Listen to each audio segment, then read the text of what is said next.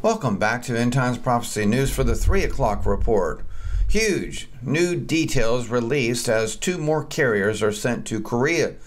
More details are available on the deployment of 2 carriers to the Sea of Japan and South Korea. The U.S. will have hundreds of capable combat aircraft available should President Trump choose to strike North Korea. From the Daily Mail, the U.S.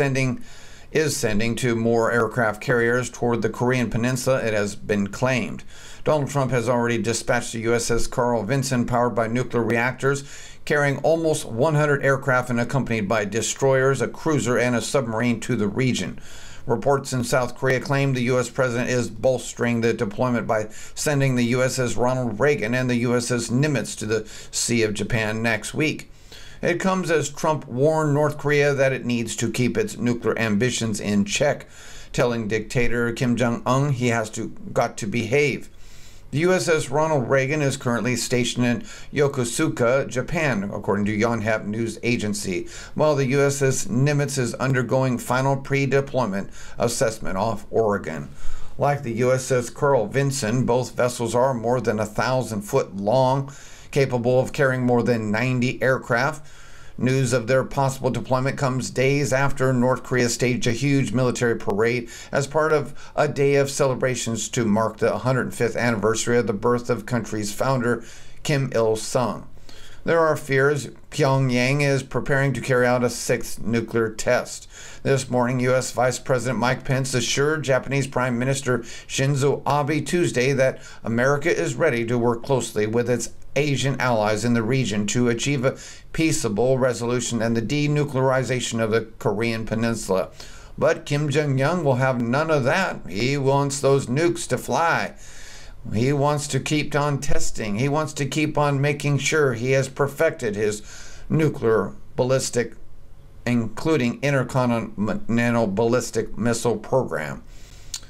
And he wants to wipe out the USA. We appreciate the challenging times in which the people of Japan living with increasing provocations from across the Sea of Japan, Pence said after arriving from Seoul for talks with Shinzo Abe.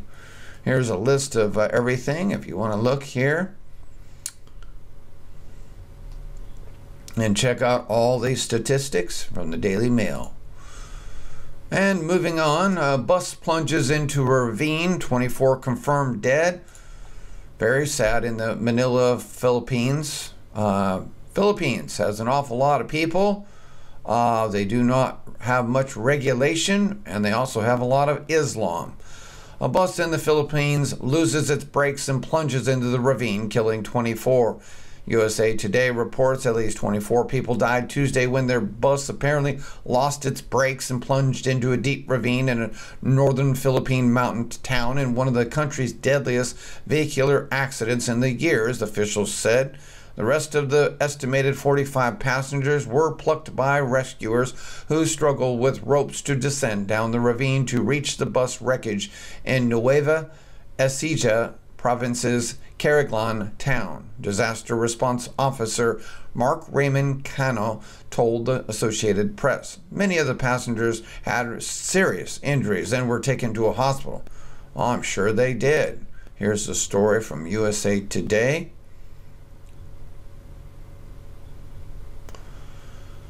Poorly maintained passenger buses, inadequate road safety features, and weak enforcement of local transport laws had been blamed for many vehicular accidents. Just like I said, the regulations are really hardly none. It's like it is a third world country.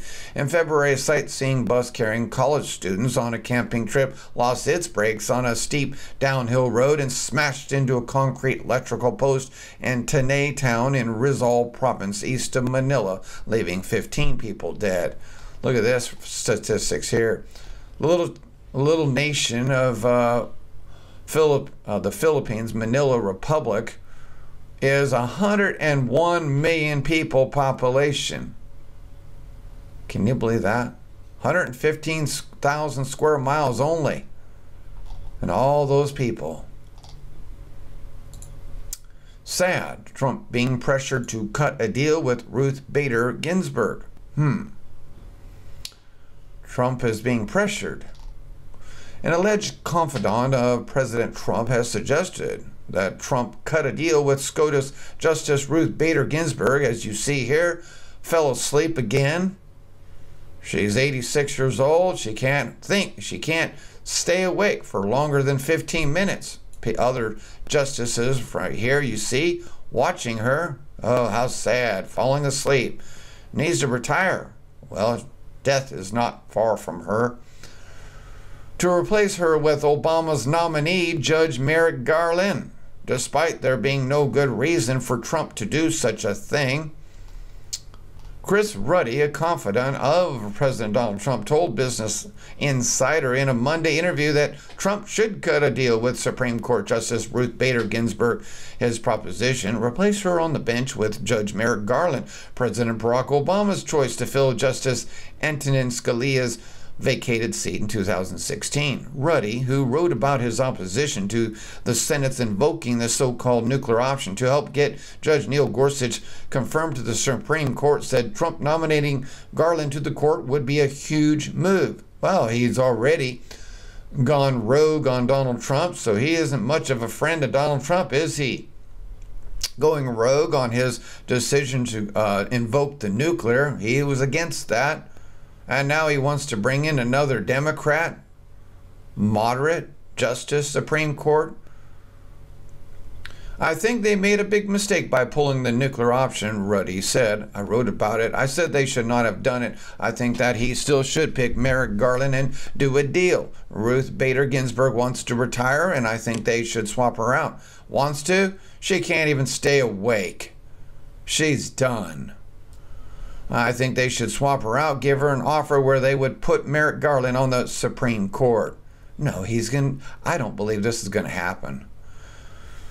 They would remove a very liberal Democrat with a moderate, Ruth Bader Ginsburg is a total leftist wingbat, now about ready to pass away. Consensus Democrat, who I think Garland is, Ruddy added, and I think it would be a huge move and a sign for Trump that he's willing to break it through the political ice. Oh, he's been willing to break through the political ice for ages, but it's the Democrats who don't want to do nothing but destroy the country. That was their objective. That's why they were going to bring in Hildebeest. It is no secret. We know all about it. Arrests made, guns and bombs found in terror probe. From the AFP news agency, guns, bombs, materials found after France attack, plot arrests, probe sources. Nothing but terror every day in France. And a UN employee arrested. Check this one out. A United Nations employee was arrested for robbing 4 banks near the UN building in Manhattan on his lunch breaks over a 2-month period. It shows you how righteous the UN employees are, huh? From the New York Post, excuse me. A United Nations employee was busted for robbing 4 Manhattan banks all during his lunch hour, authorities said. Abdullahi Shawabu, 53, was picked up by cops Monday and hit with 2 counts of robbery and 2 counts of attempted robbery for the crimes committed during his 2-month spree. All 4 banks are within walking distance of the UN headquarters on First Avenue near East 42nd Street, where the Nigeria native works as a journalist for an African news agency, but he's also a UN employee. Authorities were led to the thief after a retired police officer who works at the facility recognized Shuabu from a surveillance image previously released by the NYPD. In the first incident, Shuabu walked into a Santander bank on Madison Avenue near East 43rd Street on February 27 and told the teller he had a gun. The bank employee complied and handed Shuabu an unknown sum of money. Just give him the money. Even though I'm not showing a gun.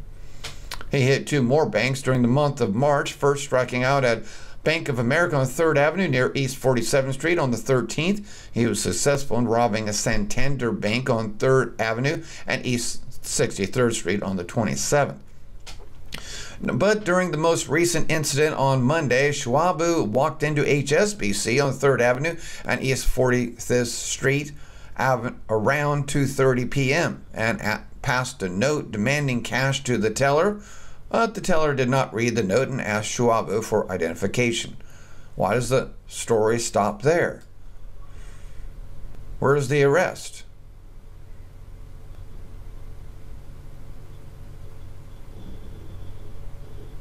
Come on, New York Post. Doesn't take that long. There's the culprit, UN employee, African journalist from Nigeria.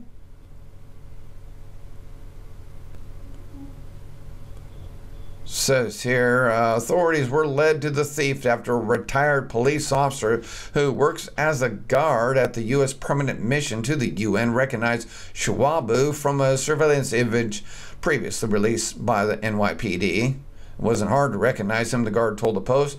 He comes in and out every day. In the first incident, and then we go on the bank robberies here.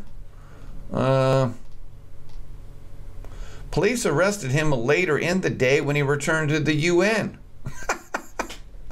That's a good sign for the UN, huh? One of the Schwabu's colleagues at the Foreign Press Center said they are all in shock right now. I'm not. The UN is very corrupt. A UN spokesman said Schwabu worked briefly for the United Nations for a couple of months in the fall of 2013, but hasn't had access to the facility since leaving in November of that year. He is not an employee of the United Nations, nor is he an accredited journalist to the United Nations, UN spokesman Stephanie Dujarric said. So once again, he worked briefly for the United Nations for a couple of months in the fall of 2013. And he's not even an accredited journalist. He's just a thug. But why? Why did he come back? It says arrested him later in the day when he returned to the UN. Why was he come back to the UN?